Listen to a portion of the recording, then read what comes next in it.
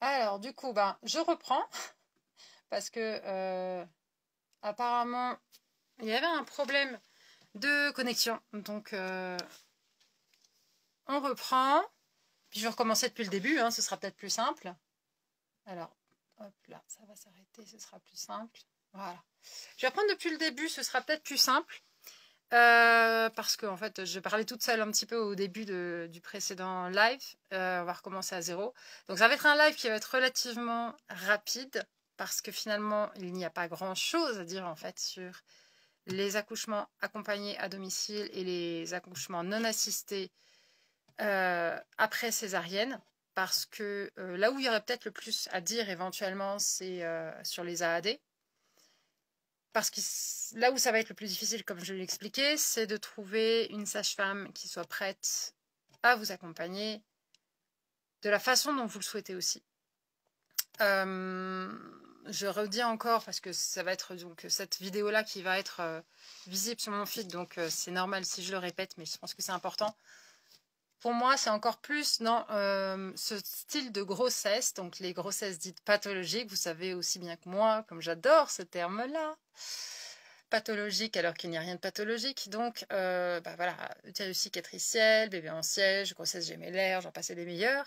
C'est encore plus dans ce genre de situation que il faut vraiment être dans le respect complet de la physiologie et qu'il faut vraiment être en mode hands-off, en mode observation, confiance et laisser faire. Donc, ça veut dire qu'il faut arriver à trouver aussi une sage-femme qui soit prête vraiment à être dans cette démarche-là. Et pour vous, il va falloir être sans concession là-dessus parce qu'à partir du moment où il y a une intervention, il y a plus de risques forcément d'une cascade d'intervention. Donc, trouver une sage-femme qui accepte de vous accompagner après une césarienne, c'est pas simple, il y en a. Mais à partir de 2 césariennes, c'est quasi mission impossible. Il faut vraiment être clair, c'est quasi mission impossible, en tout cas de façon officielle.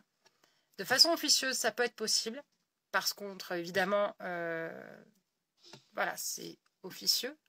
L'enjeu pour les sages-femmes qui font les AAD est quand même avec une très très grosse pression en France. Donc, vous doutez bien qu'elles ne peuvent pas se permettre officiellement de prendre des risques, même si, en grande majorité, tout se passe très bien pour une naissance à la maison après plusieurs césariennes. Elles ne peuvent pas, du coup, voilà, se permettre de prendre des risques, comme je le disais, même si tout se passe bien, même si la naissance se passe bien, il peut y avoir des dénonciations par la suite, même du corps médical. C'est malheureusement souvent comme ça que ça se passe. Donc, évidemment, c'est très compliqué. Oui, des AAD, après césarienne, après plusieurs césariennes notamment, oui, c'est un parcours du combattant. Soyons clairs, soyons honnêtes. Et pour moi, c'est important du coup que vous soyez vraiment au clair avec votre vision de la naissance. Est-ce que vous avez besoin de la présence d'une personne du monde médical? Est-ce que vous avez vraiment besoin d'une personne, du coup, qui ait ces fameuses connaissances médicales? Ou est-ce que c'est pour rassurer aussi votre partenaire? Auquel cas, peut-être que de l'inclure dans une préparation, dans une transmission ou dans un accompagnement avec une doula, ça lui permettra aussi de comprendre beaucoup de choses et de vous faire confiance, parce que c'est quand même hyper important. Donc, je pense que ça peut être vraiment important de poser carte sur table avec soi-même, avec son ou sa partenaire, sur la vision de la naissance. De quoi ai-je besoin? Pour un nana, comment dire? Il n'y a pas grand-chose à dire. Il n'y a pas grand-chose à dire, si ce n'est laisser le corps, laisser le temps, laisser la confiance faire leur œuvre. Et se rappeler que on a toujours des signes qui sont là pour nous dire que quelque chose ne va pas. Il faut rester vraiment avec cet esprit de j'ai cet instinct de survie. Donc le schéma, comment dire, le scénario catastrophe du on ne sait pas pourquoi tout d'un coup on se vide de notre sang. Non, ça c'est dans les films. C'est pas dans la vraie vie, c'est dans les films. Et il y a en règle générale vraiment des signes avant-coureurs qui font que là, non, je sens que j'ai besoin d'aide, j'ai besoin qu'on aille en structure, j'ai besoin justement d'un accompagnement médical.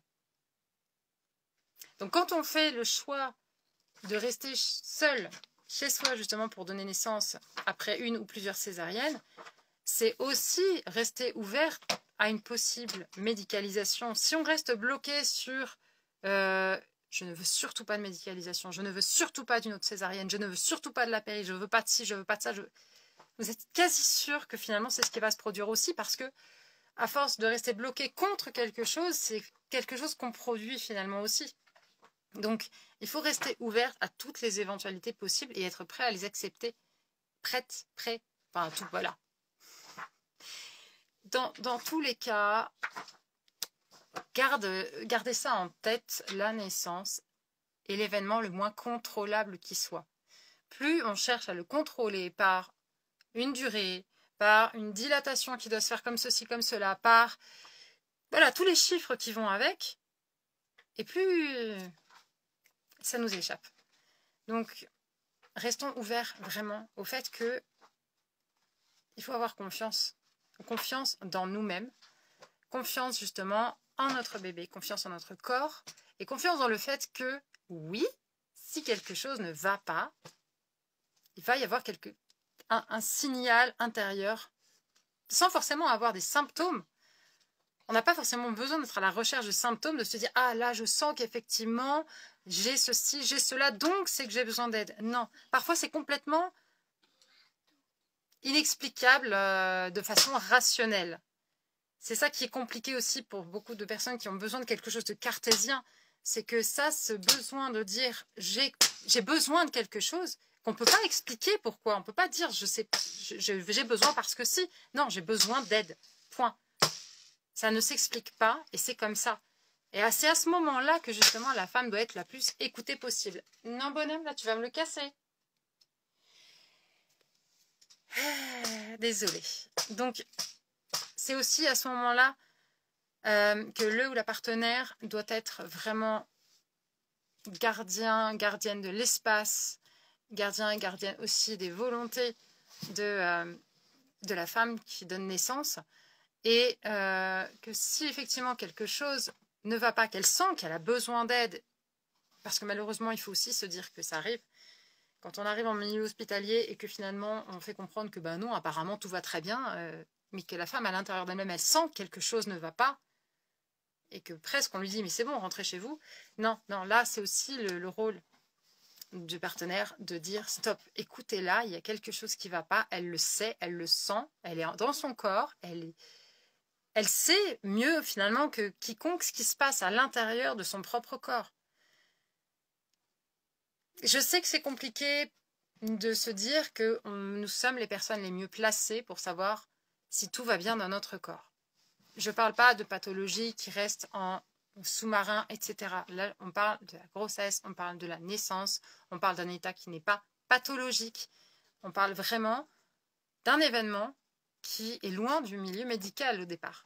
La naissance n'est pas un acte médical. La naissance est un acte sexuel, parce que c'est aussi le prolongement de la conception. Donc, on doit garder ça en tête. Avoir confiance dans le ressenti de la femme. Tout simplement. Elle-même sait si elle a besoin réellement d'aide.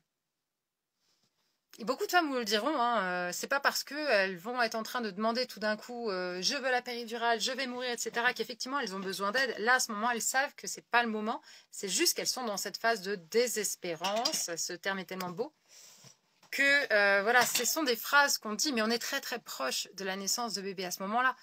Mais à l'intérieur, la peur n'est pas là. Et ce n'est pas un besoin en fait d'une intervention. Ce ne sera pas du tout la même intonation qu'on va utiliser du coup. Je sais que c'est une nuance qui est difficile pour les personnes qui sont autour. Mais je reste persuadée que quand effectivement quelque chose ne va pas, on l'exprime d'une façon qui n'a rien à voir, qui est viscérale aussi, qui prend aux tripes, où il n'y a pas de doute. Il n'y a pas de doute. Donc, voilà. Anna, après césarienne, c'est tout à fait possible. J'ai presque envie de dire que finalement, donner naissance librement, on va dire ça comme ça, ou souverainement, ou de façon autonome, après césarienne, sera plus facile dans le sens où trouver une sage-femme, c'est compliqué. Et puis, si c'est votre projet,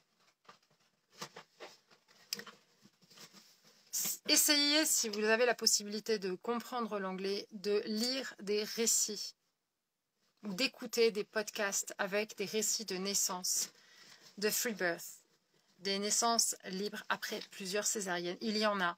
Je ne vais pas dire qu'il y en a à l'appel, mais quand on cherche vraiment, il y en a beaucoup. Et pas qu'après 2 césariennes. Pas forcément que 3 ou 4. Ça peut être beaucoup plus. Ça peut être beaucoup plus. Donc oui, il faut se poser la question aussi, est-ce que je souhaite vraiment rester focus sur les chiffres des études qu'on me présente, parce que ça me rassure, ça rassure le côté rationnel dans ma tête, ou est-ce que j'ai plutôt besoin vraiment de voir que il y a des naissances qui ont lieu alors que officiellement c'était soi-disant impossible. Donc si c'était soi-disant impossible mais que finalement ça l'est, pourquoi ça ne le serait pas pour moi? Je veux juste rappeler une chose, c'est que les études sont biaisées. On va commencer juste pour montrer à quel point elles sont biaisées, juste par le lieu où elles ont lieu. Le lieu où elles ont lieu. L'endroit où elles ont lieu. Ce serait peut-être plus facile de dire ça comme ça. Ouais. L'endroit où elles ont lieu. Vous avez déjà vu beaucoup d'études sur les accouchements à domicile, et notamment les accouchements non assistés à domicile après césarienne? Non, vous n'en trouverez pas. Elles ont toutes lieu à l'hôpital. Donc ça commence déjà avec forcément un premier biais. Le premier biais, c'est le lieu qui n'est pas le même. Donc la femme n'est pas dans les mêmes conditions non plus. C'est important quand même de se le dire et de rester dans cette optique que non, on ne se sent pas forcément plus en sécurité à l'hôpital. Je veux dire, qui se sent à l'aise comme à l'hôtel quand il débarque dans un hôpital? Je dis pas après, pendant le séjour. Je dis quand on est entre guillemets dans l'urgence de l'accouchement. Qui peut se dire, ça y est, je me sens bien, je suis détendue, je suis à l'hôpital? C'est extrêmement rare. Soyons honnêtes avec nous-mêmes. Quand on arrive dans un milieu hospitalier, en règle générale, on se sent stressé. On n'aime pas l'odeur des hôpitaux. Une très grande majorité de la population n'aime pas l'odeur des hôpitaux, n'aime pas ce cadre très blanc, les néons. Il y a beaucoup de choses qu'on n'apprécie pas dans ce milieu-là. Donc c'est important de se dire que finalement, on commence déjà avec un biais par rapport à l'étude sur le lieu, donc l'atmosphère qui est autour de la naissance. Ensuite, on n'a pas la totalité des tenants et des aboutissants sur ces naissances, sur les conditions. On ne sait pas forcément si la première césarienne, s'il n'y en a eu qu'une, c'était une césarienne sur segment inférieur, si c'était une césarienne corporeale, donc en T inversé par exemple. On ne sait pas s'il y a eu un déclenchement. S'il y a eu un déclenchement, dans quelles conditions est-ce que c'était? Est-ce que c'était ballonné? Est-ce que c'était autre? Bref, il y a beaucoup de choses qu'on ne sait pas. Est-ce qu'il y a eu rupture artificielle des membranes? Est-ce qu'il y a eu péridurale? Est-ce qu'il y a eu... tout ça, ce sont des choses qu'on ne sait pas. C'est la même chose par rapport à la rupture utérine, par exemple, où en fait, tout est mis dans le même paquet. Mais on ne sait pas combien d'enfants la femme a eu. On ne sait pas dans quelles circonstances ces femmes-là donnent naissance. C'est-à-dire, est-ce que le personnel médical est dans l'observation ou est-ce qu'au contraire, il est vraiment dans l'intervention au maximum? Est-ce que la femme se sent saine, détendue, dans son cocon? Est-ce qu'elle est stressée? Est-ce qu'elle est en mode survie? Dans quelles conditions est-ce qu'elles sont, ces femmes-là, les femmes de ces études-là? On n'en sait rien du tout. On n'en sait rien du tout. Ensuite, et ça c'est souvent là que le bas blesse, la grande majorité des études sont quand même financées par des labos. Voilà. Donc, qui a intérêt à faire comprendre que le symptôme, la péri et tout ça est important pour la naissance? Voilà, donc évidemment, on va éviter de faire comprendre que, tiens, le fait de mettre Le fait de mettre du coup du syntocinon, bah, ça risque de créer une rupture utérine. Le fait de faire ceci, cela, on évite en fait de dire ce genre de choses. C'est extrêmement rare. Ou alors il faut que ce soit des études qui soient indépendantes. Donc indépendante veut dire non financée. Voilà. Et la majorité aussi des études, les études qui sont les plus fiables sont des études randomisées, contrôlées.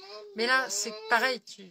Voilà, on ne peut pas faire ce genre de choses de façon objective à 100% dans le cadre de naissance et encore moins dans le cas de naissance par voie basse après plusieurs césariennes. C'est comme si on disait à un groupe de femmes, alors vous allez faire votre AVAC à l'hôpital, d'accord, dans telles conditions, et vous, l'autre groupe, vous allez aller chez vous avec sage-femme, et puis on va faire avec un dernier sans sage-femme, toute seule. Voilà. Mais en fait, non, c'est pas comme ça que ça devrait se passer. Enfin, c'est trop subjectif.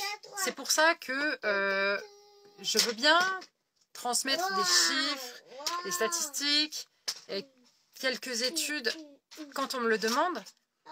Mais toujours, je souhaite que les personnes gardent à l'esprit qu'on fait dire ce qu'on veut aux chiffres. On fait dire ce qu'on veut aux chiffres. Et puis, de toute façon, si vous voulez trouver les choses les plus catastrophiques, vous les trouverez. Vous voulez trouver qu'il y a eu tant de morts à domicile, bah si vous cherchez que ça, vous finirez par trouver que ça. Si vous voulez ne voir que des choses en lien avec la rupture utérine, vous allez trouver que ça. On peut trouver tout ce qu'on veut chercher, on va finir par le trouver. Mais quand on est en fait dans une optique qui est de donner naissance par voie basse après plusieurs césariennes, je parle surtout après plusieurs césariennes parce que c'est ce qui pose encore plus problème qu'après une césarienne, entre guillemets. Manoué, s'il te plaît. Désolée, j'ai un petit bonhomme un petit peu bruyant derrière. Du coup, j'ai à moitié perdu le fil. Ah, c'est terrible. Il y a quelqu'un qui a suivi qui va bien me dire où est-ce que j'en étais. Bon, c'est pas grave. Mais non, du coup, ça m'est complètement sorti de la tête. Ça m'est complètement sorti de la tête. Si, en gros, quand on est dans ce genre de situation, l'idéal, c'est vraiment de se nourrir, de s'abreuver de récits positifs, de témoignages positifs. Et surtout, voilà, de se dire toujours, et encore, pourquoi pour elle ça a été possible et pourquoi ça ne le serait pas pour moi. De dézoomer encore une fois sur la situation, c'est ce que j'aime bien toujours dire, toujours dézoomer. Merci Charlotte.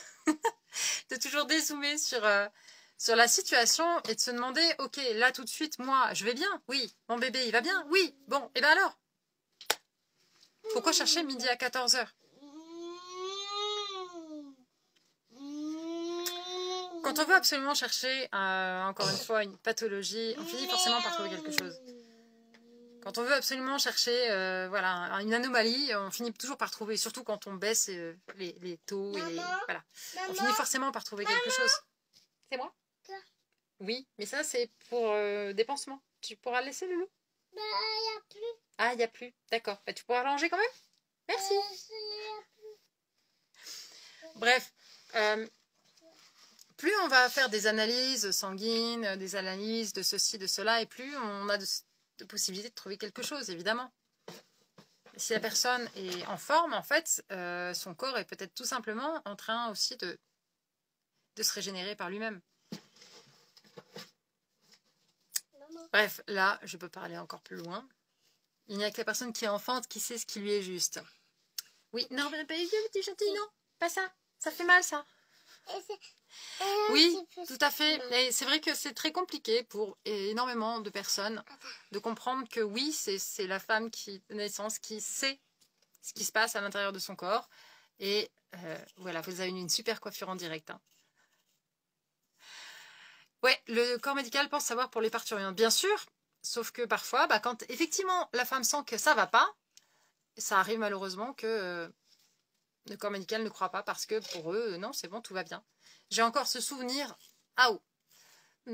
J'ai encore ce souvenir d'une vidéo sur TikTok d'une sage-femme. Je la voyais qui racontait ça. Elle était morte de rire en plus.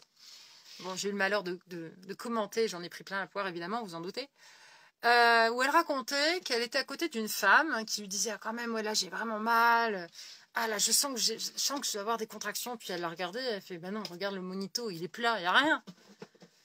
Sauf qu'en fait, la femme, elle a accouché 10 minutes après. Le monito, il était HS. Voilà, voilà. Donc, j'avais trouvé ça complètement ahurissant. Et puis de l'avoir rigolé, j'ai trouvé ça violent. J'ai trouvé ça violent parce que c'était une négation totale de la femme qui était à côté d'elle, qui sentait vraiment ce qui se passait à l'intérieur de son propre corps, qui était donc immobile sur ce fameux lit, avec ce monito, et avec une femme qui ne croyait pas une seule seconde qu'effectivement, elle était en train de donner naissance. Et ça me choque. Donc, pour parler à Adé et Anna après césarienne, la question, elle n'est pas forcément voilà, d'avoir plein de connaissances. Avoir des connaissances sur la rupture utérine, avoir des connaissances sur le placenta accreta, avoir des connaissances sur ceci, sur cela. Non, ça sert à rien en fait. Ça sert à rien. Ce dont tu as besoin, c'est juste de personnes qui croient en toi. Et oui, je sais que c'est pas facile à trouver, pour l'avoir expérimenté. Hein. C'est pas facile à trouver. Malheureusement, en grande majorité, les personnes pensent que c'est un caprice, entre guillemets. Hein, ouais, un caprice, une lubie de femme enceinte, comme l'envie de fraise, hein, ce truc, bon. Sauf qu'en fait, non. Non. C'est quelque chose de viscéral. C'est quelque chose qui te prend dans les tripes. C'est une décision qui s'impose à toi sans même que tu l'aies conscientisée, en fait. Donc, tomber sur des personnes qui vont te dire que ça sert à rien de te mettre en danger pour rien, ce sont des personnes qui vont parler avec leur filtre à eux, leur vision à eux de la naissance. Et voilà, moi je vais vous donner l'exemple des patates. Moi j'ai envie de cornichons et de moutarde, je mangeais que ça. Et du coup, je vais vous donner l'exemple, voilà, je ne sais pas pourquoi. J'ai voulu parler à mon père à l'époque de mon envie de donner naissance par voie basse après mes 3 césariennes. Et il m'a dit, pourquoi tu veux prendre des risques quand tu as 3 beaux enfants, pourquoi tu veux prendre des risques pour rien? Et en fait, il m'a fallu un certain nombre de temps pour ne plus lui en vouloir, hein, évidemment. Et pour comprendre qu'en fait, lui, il ne pouvait pas voir ça autrement, puisque les expériences d'accouchement de ma mère sont tellement traumatiques et sont tellement de la boucherie qu'il ne pouvait pas voir ça autrement que en mode, mais c'est vraiment prendre des risques. Parce qu'effectivement, lui, c'est comme ça qu'il voit les choses. Donc, toutes les personnes qui sont autour de toi à te dire que tu vas te mettre en danger, que tu vas tuer ton bébé, que ceci, que cela, quel est leur prisme de vision de la naissance? Quelle expérience est-ce qu'ils ont, eux, par rapport à la naissance? Par rapport à la grossesse? Malheureusement, dans, je ne vais peut-être pas dire 90% des cas, parce que ça ne sert à rien encore de mettre des chiffres, mais dans une grande majorité, les personnes ont une expérience traumatique, une expérience biaisée, du coup, de ce qu'est une naissance, de ce qu'est une grossesse, en fait, une expérience, du coup, qui donne l'impression qu'effectivement, tu prends des risques et que tu auras besoin de l'hôpital pour te sauver et pour sauver ton bébé. Donc, en gros, parler avec des personnes qui ont eu des expériences traumatiques et qui n'ont pas fait un chemin, parce qu'elles ne sont pas prêtes encore à ça, pour déconstruire justement ces expériences-là et pour comprendre ce qui a pu se passer et justement déculpabiliser aussi, ça servira à rien. Ça servira juste à te rajouter des peurs. Tu en as déjà suffisamment toi-même, donc ça ne sert à rien. C'est triste, mais malheureusement, il faut garder en tête que quand on a envie de faire des choix qui sortent des sentiers battus, soit tu dis ce que les gens ont envie d'entendre, oui, j'ai choisi une césarienne à telle date, ou oui, bah, je vais en discuter, ils sont d'accord pour ceci, pour cela. Enfin, soit bah, tu dis rien du tout, en fait. C'est triste, hein, d'en arriver là, d'être obligé de cacher, en fait, ce qui te fait vibrer, de cacher ce chemin que tu es en train de vivre, parce que oui, même le cheminement pour aller vers cette naissance-là, il est transformateur, il est beau, il est magique, Et tu peux pas le partager avec, avec des personnes parce que ils comprendront pas. Ils comprendront pas pourquoi tu creuses, pourquoi tu veux savoir comment tu es né, pourquoi tu veux connaître comment ta mère a vécu ses accouchements, comment elle a vécu ses grossesses, parce que ça remue quelque chose de douloureux, que ça remue quelque chose, et ça, surtout, ça leur montre que ben, ils ne savaient pas qu'ils avaient le choix, et que du coup, dans un certain sens, ben, ça va leur faire mal de se dire, mince, moi, je n'ai pas choisi, je ne me suis pas imposée, entre guillemets, face à ceci, j'ai laissé faire, je me suis laissé faire. Et ça, c'est difficile pour beaucoup de personnes. Donc, ça ne sert à rien, il ne faut surtout pas brusquer. Soit tu gardes ton projet pour toi, parce que finalement, c'est quand même quelque chose de très intime, une naissance. Est-ce qu'on donne les détails de quand on va à la selle à notre famille? Non. On n'explique pas si on a besoin de prendre un laxatif, on n'explique pas si... Non. Là, c'est pareil. Pourquoi est-ce qu'on aurait besoin d'expliquer par où va sortir notre bébé? Et où? Ça se trouve, on va le démouler aux toilettes, notre petit bébé. Voilà. Et alors, c'est pas grave. Sauf que c'est comme si c'était une affaire d'État de savoir comment, par où, ce bébé va sortir. Et encore plus la date aussi. Hein. Oui, parce qu'une césarienne programmée, c'est vrai que c'est quand même vachement confort pour tout le monde. Hein. Bah oui, tu peux prévoir du coup le moment où tu vas venir pour aller voir ce petit bébé. Voilà. Les détails dans quelle position tu conçois ton bébé. Oui, effectivement. Non, c'est marrant, ça intéresse personne, tiens. Ça, dans un dîner de famille, ça peut être sympa de commencer à déposer ça.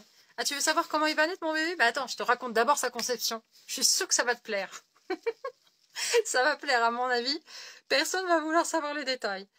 Mais pourquoi ils veulent savoir les détails, du coup, de comment ce bébé va naître, en fait? C'est vrai. Pourquoi est-ce qu'on veut absolument savoir comment il va naître? Il naîtra comme il naîtra. Et puis, bah, même si il y a une césarienne, finalement, c'est pas un échec. De toute façon, c'est pas un échec puisque c'est aussi, il y a aussi des choses qui ne nous appartiennent pas. On a beaucoup de, comment dire, on veut connaître tout sur tout, mais on essaie de connaître tout sur tout, sur vraiment tout ce qui est la majorité du temps palpable.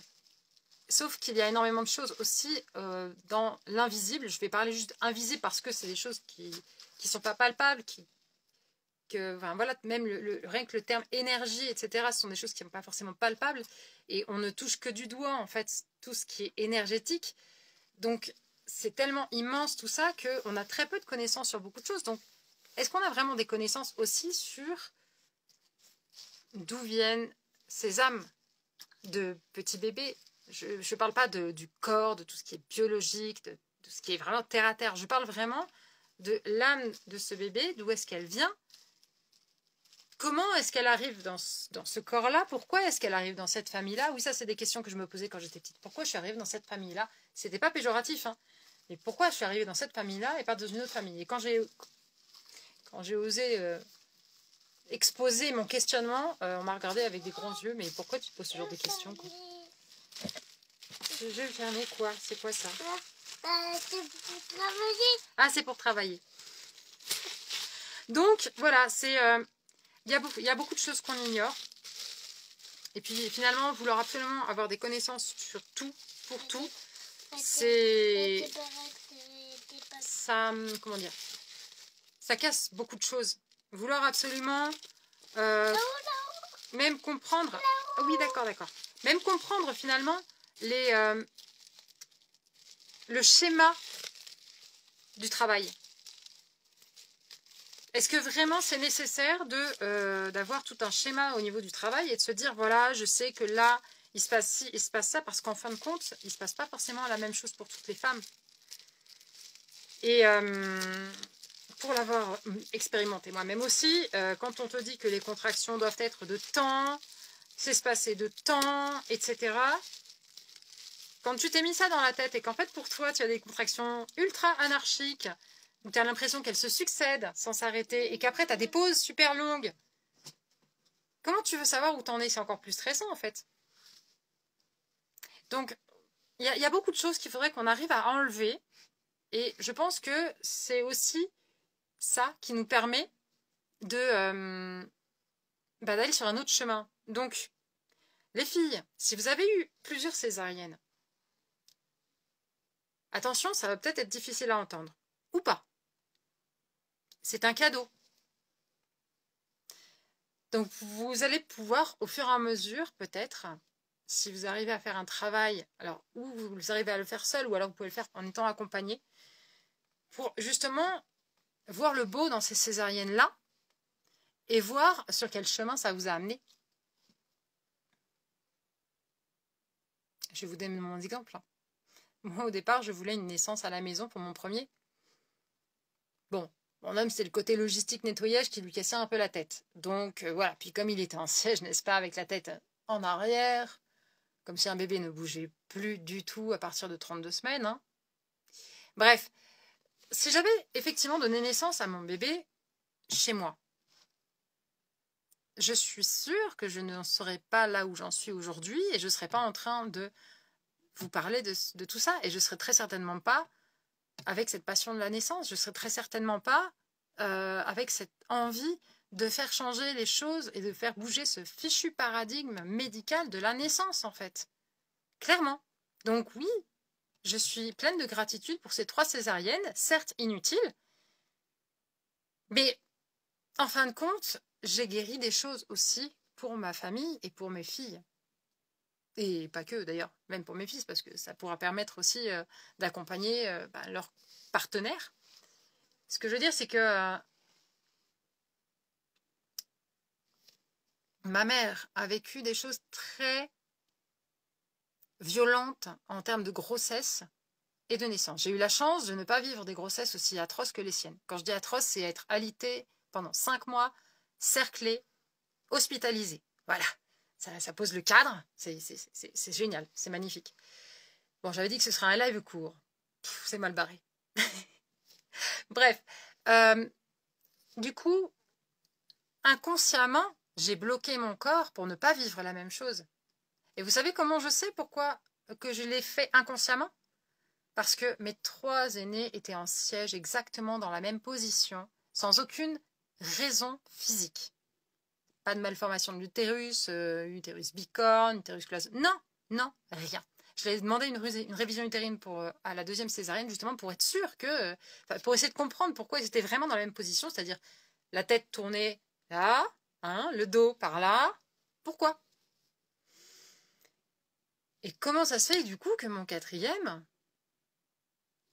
se soit retrouvé vraiment la tête en bas parce que j'ai pris le temps de parler avec ma mère et de comprendre ma naissance, que je connaissais vaguement dans les grandes lignes, mais de comprendre vraiment beaucoup plus profondément ma propre naissance par césarienne, la naissance de ma sœur et la naissance de mon frère.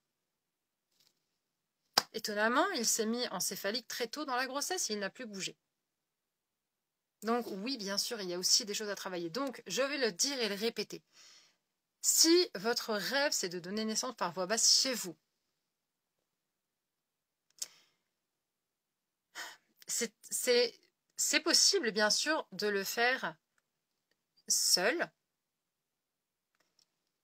Cependant, je le dis parce que j'aurais adoré trouver quelqu'un qui croit vraiment dans mon propre projet. Mais